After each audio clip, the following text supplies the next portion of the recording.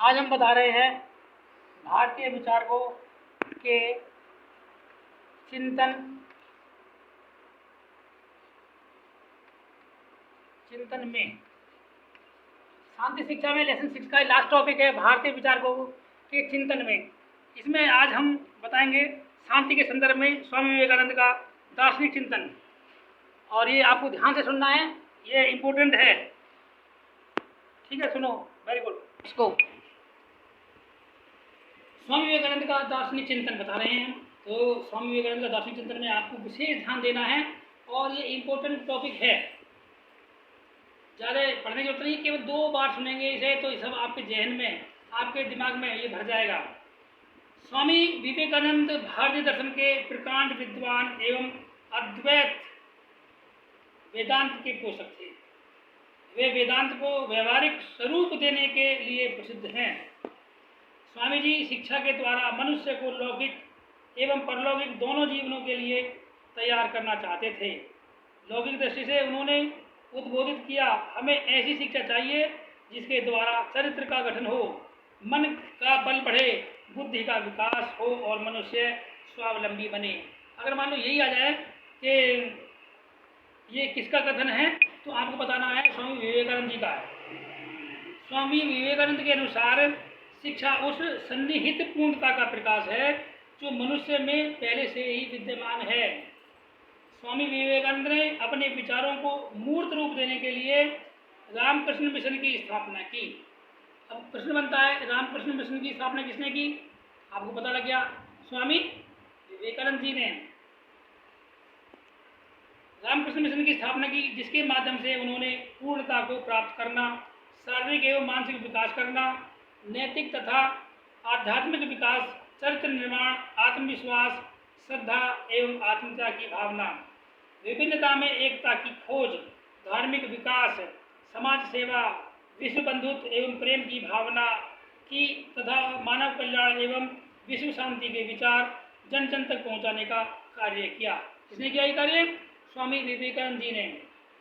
शांति के संदर्भ में अरविंद घोष का दार्शनिक चिंतन, आप जरा ध्यान दें। अरविंद घोष का दार्शनिक चिंतन, श्री अरविंद घोष का दार्शनिक चिंतन इस प्रकार है। श्री अरविंद घोष एक महान दार्शनिक थे। श्री अरविंद भगवत गीता के अनन्य भक्त थे। इनका दार्शनिक जीवन गीता से बहुत प्रभावित रहा है। इन्होंने गीता के ही कर्मयोग एवं ध्यान योग की वैज्ञानिक रूप से व्याख्या की है। इनके अनुसार दिव्य शक्ति की अनुभूति का एकमात्र साधन योग ही है।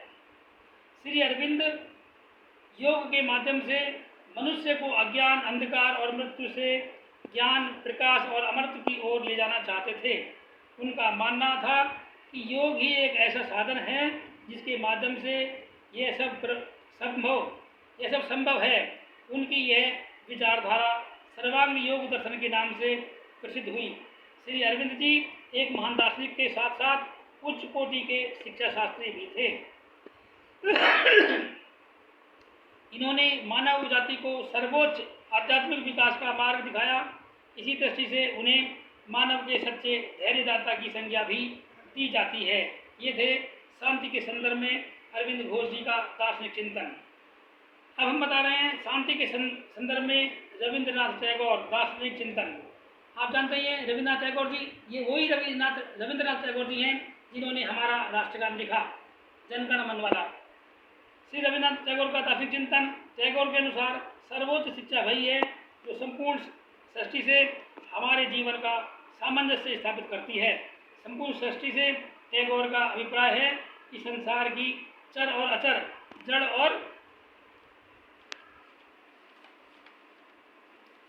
और चेतन, सजीव और निर्जीव सभी वस्तुएं, इन वस्तुओं से हमारे जीवन का सामंजस्य तभी हो सकता है जब हमारी सभी शक्तियां विकसित होती हैं और पूर्णता के उच्चतम बिंदु तक पहुंचती हैं। इसी को टैगोर ने मनुष्यत्व कहा है। रविंद्रनाथ टैगोर का मानना था कि वास्तव में मनुष्य वह है जो संसार के सभी मनुष्यों में भेद न करे, अपितु उन्हें एक समान समझे। मानव कल्याण की भावना को ही इन्होंने धर्म की संज्ञा दी है। उनका मानना था कि समस्त विश्व के कल्याण के माध्यम से ही हमारा कल्याण हो सकता है। वे चाहते थे कि संपूर्ण विश्व में बंधुत्व की भावना विद्यमान हो तथा विश्व में शांति प्राप्त हो। इसके लिए इन्होंने शांति निकेतन की स्थापना भी की थी।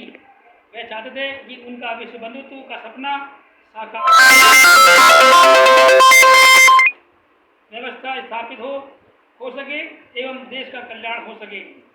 गांधी दर्शन की तत्व मीमांसा पर टिप्पणी बता रहे हैं। गांधी दर्शन की तत्व मीमांसा। गांधी दर्शन का केंद्रीय सिद्धांत है ईश्वर का प्रत्यक्ष। उनकी ईश्वर की अवधारणा सत्य की अवधारणा से पृथक नहीं की जा सकती। हिंदू धर्म नामक उनके ग्रंथ के 38वें 39वें खंड में हमें ईश्वर के अस्तित्व के पक्ष में कई तर्क मिलते हैं। गांधी जी तत्व ज्ञान का सर्वोत्तम ग्रंथ गीता को मानते थे। भगवद गीता के अनुसार मूल तत्वों को दो भागों में विभाजित किया गया है, पुरुष एवं प्रकृति। यहाँ पर पुरुष से तात्पर्य ईश्वर एवं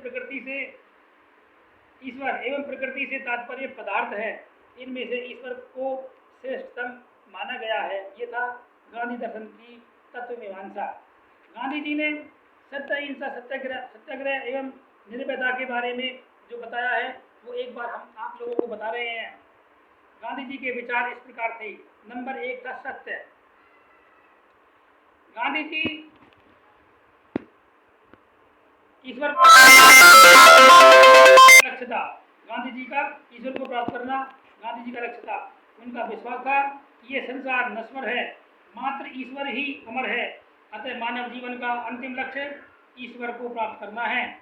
उनका कहना था कि ईश्वर को प्राप्त करने का सबसे अच्छा साधन केवल एक ही है, वह है सत्य। इनका विश्वास था कि सत्य सर्वश्रेष्ठ सिद्धांत है। नंबर 2 अहिंसा, क्योंकि गांधी जी कहते सत्य अहिंसा सत्याग्रह निर्भयता, ये देना। नंबर 2 अहिंसा। गांधी जी की दार्शनिक विचारधारा का दूसरा महत्वपूर्ण तत्व अहिंसा है। अहिंसा परमो धर्म है, अर्थात गांधी जी अहिंसा को परम धर्म मानते थे। अहिंसा का इतना अधिक महत्व इसलिए है कि सत्य जिसको गांधी ईश्वर मानते हैं की प्राप्ति मात्र अहिंसा के द्वारा ही संभव है। नंबर 3 सत्याग्रह। सत्याग्रह ये सिद्धांत सत्य एवं प्यार पर आधारित है। गांधी जी के अनुसार सत्याग्रह शब्द का अर्थ है सत्य का दृढ़ अवलंब या सत्य का आग्रह करना। चूंकि सत्य आत्मा है इसलिए वह आत्मशक्ति भी है। निर्भयता के अर्थ को स्पष्ट करते हुए गांधी जी ने कहा है कि निर्भयता का अर्थ है समस्त बाह्य भयों से मुक्ति, जैसे बीमारी का भय, शारीरिक चोट का भय तथा मृत्यु का भय, संपत्ति विहीन होने का भय, अपने परिजन की मृत्यु का भय, प्रतिष्ठा खोने का भय, अनुचित कार्य करने का भय इत्यादि। ये थे हमारे गांधी जी ने जो बताए थे सत्य अहिंसा सत्याग्रह निर्भयता। इसके बारे में हमने बताया था, वो आप लोगों ने सुना होगा, बाकी कल बनाएंगे। आज के लिए इतना ही। बहुत बहुत धन्यवाद। नमस्कार।